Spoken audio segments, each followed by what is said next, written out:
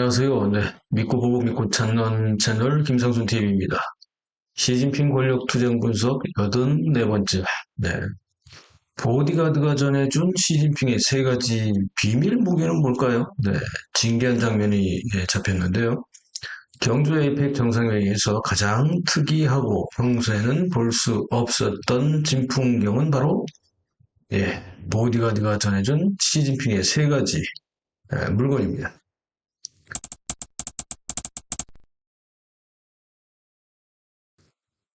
긴밀하게 다가온 시진핑 보디가드의 튀는 행동이 주목을 받았는데요. 시진핑이 회의 자리에 테이블에 앉자마자 경호원이 다가와 조용히 세 가지 물건을 시진핑 앞에 놓았습니다. 이를 본 네티즌들은 병환 중인 시진핑에게 비밀 요원이 이거 뭐 약품을 건넸을 것이다, 뭐 이런 추측들을 했는데요.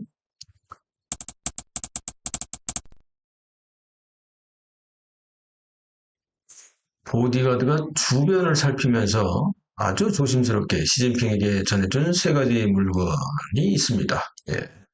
이 세 가지 물건은 뭘까요? 먼저 흰색 보온병을 살며시 올려놓았고요. 두 번째는 또 그러면서 웅크리고 앉아서 아마 거의 꿇어 앉은 것 같아요. 예. 상의 주머니에서 또 티슈 같은 걸 꺼냈습니다. 손수건이나 티슈. 그리고 세 번째는 또 상의 주머니에서 안경 케이스 같은 물건을 테이블 위에 놓았습니다. 그런데 시진핑은 안경을 안 끼기 때문에 안경 케이스 같긴 하지만 안경은 아닌 것 같습니다.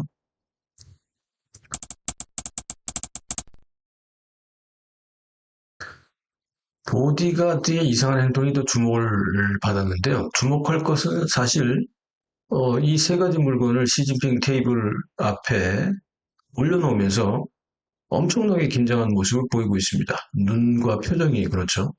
마치 보디가드는 끊임없이 주변을 경계하면서 은밀하게 행동하면서 뭔가를 발각될까봐 걱정이 태산인 것 같은 표정인데요. 다시 보면 뭐 몰래 나쁜 짓을 들키지 않으려는 듯한 행동이 오히려 더 주목을 받았다 이렇게 볼 수가 있겠습니다. 그러니까 뭐 이 보디가드의 가장 첫 번째 임무는 사실 기본적으로 암살 위협에 노출된 시진핑의 신변 안전 지키기가 가장 큰 임무죠. 그런데 이번 보디가드의 가장 첫 번째 임무는 시진핑의 생체 정보를 몰래 지키기인 것 같습니다. 네.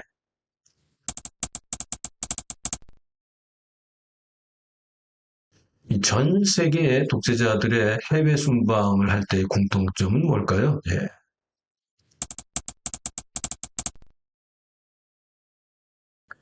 어, 전 세계 독재자들은 대략 한 세 가지로 요약해 볼 수 있죠. 해외 순방에서 나타나는 공통점. 예. 첫 번째는 암살 위협을 방지하는 거죠. 예. 누구나 다 하겠죠. 그리고 두 번째는 생체 정보를 철저히 감추는 겁니다. 예. 이게 이제 독재자들의 특징이고, 그리고 세 번째는 심지어는 뭐 일용품에서 대소변을 보는 용기까지도 공수할 정도로 철저하죠.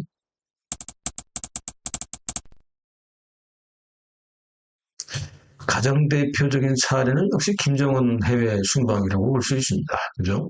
김정은의 보디가드, 비밀요원들은 김정은의 생체 정보 지키기가 목숨보다 더 중요한 임무로 여기고 있는 것 같습니다. 우린 이런 건 뭐 많이 봤죠. 특히 뭐 올해 2025년 9월 3일 북경 열병식에서 김정은과 푸틴이 회담을 한 후에 북한 요원들이 재빨리 회담 그 방으로 진입을 했습니다. 그리고 북한 요원들은 김정은이 만진 또 만졌을 것 같은 모든 물건을 꼼꼼하게 여러 명이 들어와서 닦았고 김정은이 마셨던 물잔, 찻잔 이런 걸 다 가져가 버렸습니다. 이 김정은의 건강 상태 정보 유출을 막기 위해서 그가 남긴 모든 이 소위 생물학적인 흔적을 파괴하는 임무를 수행하고 있었던 건데요. 김정은은 뭐 아시다시피 전석 요리사라든지 뭐 병기 등 모든 개인 사용 물품을 기차에다 잔뜩 싣고 다니죠. 시진핑은 어떨까요? 시진핑의 해외 순방 사례도 한 세 가지만 정리해 볼게요. 시진핑이 첫 번째는 해외 순방 기간 동안 암살 시도를 막기 위해서 고급 호텔 전체를 예약을 해버립니다. 통예약이죠. 그리고 전속 요리사도 대동을 합니다. 뭐 김정은보다는 좀 덜하지만 그래도 마찬가지죠. 2023년 남아프리카에서 열렸던 브릭스 정상회의, 여기서 시진핑은 최대 500명이 넘는 대표단을 두 곳의 호텔을 통째로 예약을 해버렸습니다. 그리고 시진핑은 호텔 객실에 있는 모든 물품을 다 치워버리고 중국에서 직접 컵, 그릇, 침대, 매트리스까지, 카펫, 커튼까지 공수했다고 합니다. 이건 뭐 남아프리카 경찰이 밝힌 얘기인데요. 2024년 프랑스 방문에서 역시 시진핑은 불안정한 모습을 많이 보였었는데요. 특히 3자 회담에서 시 주석은 투명한 물병을 사용하는 다른 사람들과는 달리 검은색으로 불투명하게 되죠. 검은색이니까 안이 보이지 않는 그 불투명 보온병을 혼자서 사용을 했다고 합니다. 그리고 뭐 통역을 위해서 휠체어까지 제공을 했다고 하는데요. 예.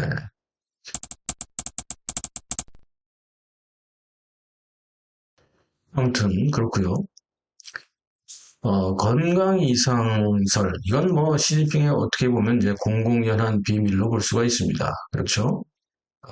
앞에서 말씀드렸던 대로 흰색 보온병으로 위장을 했지만 사실 보온병에는 뭐가 있었을까요? 대부분의 사람들이 시진핑이 먹어야 하는, 복용해야 하는 전용 한약이 들어 있었을 것으로 추측을 하고 있습니다. 그렇겠죠? 사실 시진핑의 건강 이상에 대한 얘기는 수년간 떠돌았습니다. 예. 뭐 저도 여러 번 말씀을 드렸었고 특히 드러난 게 2019년 이후로 볼 수 있는데요. 이 2019년 이후부터 언론들은 시진핑의 건강이 엄청나게 악화되고 있다, 이런 것을 집중해서 보도해 오고 있습니다. 예. 이를테면 시진핑은 지난 5년 내지 6년 동안 제가 여러 번 말씀드렸습니다만 그 중에서도 췌장암 얘기가 계속 나오고 있고요. 뇌동맥류, 파킨슨병, 뇌졸중, 이런 것들을 치매라든지 신장은 이식을 했죠. 그래서 등등 어쨌든 이런 걸 앓고 있다는 보도가 끊이지 않고 있습니다. 이 정도 되면 움직이는 뭐죠? 병동입니다. 병동. 자, 그런데 인생 무상이라고 100년을 살면 뭐 하겠습니까? 건강하게 살아야지, 안 그렇습니까? 시진핑이 구상열병식에서 150세 장수론 욕심 낸 거, 푸틴하고 대화한 거, 기억나시죠? 이 150세까지 살 수 있을까요? 이건 욕심 중에서 과욕이죠?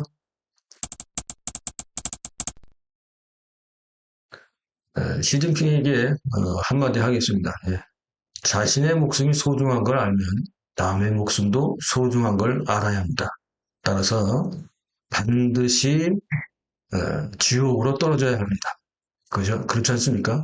반드시 지옥으로 떨어져야 합니다. 남의 목숨을 소중하게 여기지 않는 사람들은 무조건 지옥으로 떨어져야 합니다. 그렇지 않습니까? 자, 믿고 보고 믿고 찾는 김사순 TV의 시진핑 권력 투쟁 분석 팩트 체크 시리즈 계속 주목해 주시고요.